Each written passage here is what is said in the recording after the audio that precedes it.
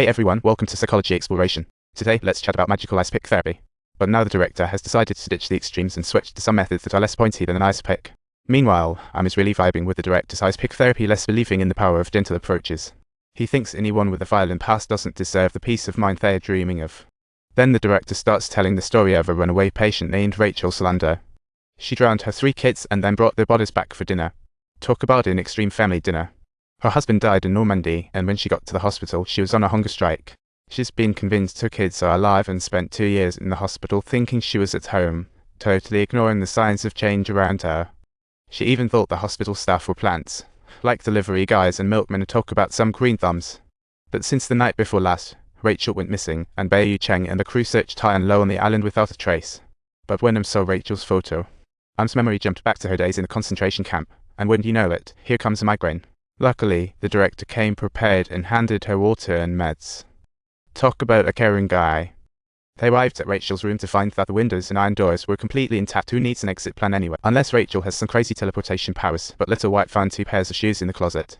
But the shoes were men's sizes, and found a strange note under the bed that said Rule 4, who is number 67. Definitely a clue. Then Am demanded patient and staff info from the director like a crazy detective. But the director's attitude was unserious, especially when he found the search team loafing at the beach next day. They didn't care about finding Rachel. Back in the hospital, Am asked the nurses, but they weren't welcoming. The nurses' attitudes were condescending until Am asked about Rachel's Dr. Sean, and the director said he's off on vacation this morning. Little White chimed in with, "How can you let such a key witness leave?"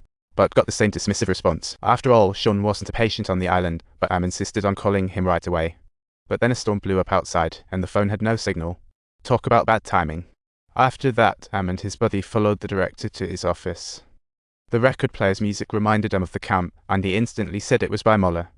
The old dude behind the chair praised him, but then he dropped a bombshell that totally shocked Am. It brought back Am's memories of the guards brutally attacking their fellows when storming the concentration camp. So when the guy attempted suicide, Am kicked the gun out the window, where bosses awaited cremation.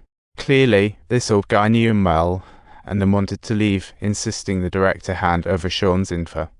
To his surprise, the old man flat out refused to say even the director couldn't access the info. This answer sent Am into a rage. Trying to investigate a missing persons case, and no one's willing to play ball. So he immediately proposed to solve it himself and leave tomorrow, like ending a prank.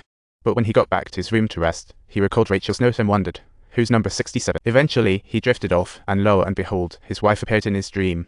She walked along with the music down a hallway, and found himself back at his original home. His late wife also popped up in the scene, holding a bottle of wine and asking Am, "Why are you drinking?" Am expressed deep regret regarding his drinking, confessing that he had taken countless lives during the war, and that alcohol was merely a means for him to escape the deep-seated pain within him. But when Am drew nearer to his wife, the bottle in his hand suddenly disappeared, and inexplicably he uttered a weird remark. Then his wife turned to another window, and the city scene morphed into a lakeside sunset. Oddly enough, the scene flipped back and forth. From her angle she faced the window, but from Am's perspective she turned to speak. It was like she had 2 personalities coexisting at once. But before Am could process it, a big pit began to burn on the woman's back. Am rushed over and held his beloved wife tight, begging her not to leave. But he couldn't stop her from slowly disappearing, and the walls began to crumble into ashes. At that precise moment, his wife revealed the secret to Am and him. "You won't actually make it here." Am retorted, "I won't. You have to face this." She went on to say, "But she is." Am inquired further, "Who is she?" His wife replied, "It's me."